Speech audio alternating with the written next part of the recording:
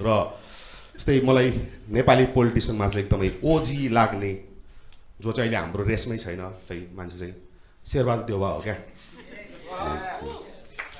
उसले राणा शासन फाल्न सहयोग गर्यो अनि राणाको छोरीलाई बिहे गरेर राणा ससुरालाई खुट्टा ढोल्न लागिरहेछ। राणाको छोरीलाई घरमा लगेर भात पका लुगा धु भनिरहेछ। अनि राणालाई पिछडिएको वर्गको दर्जा दिएर मन्त्री बनाइरहेछ क्या।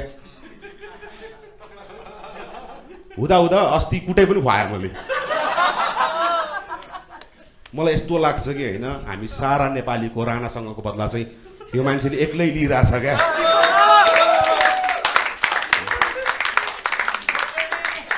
तर यो जोक चाहिँ फ्याक्चुअली रङ छ है, किनकि राणा फाल्दाखेरि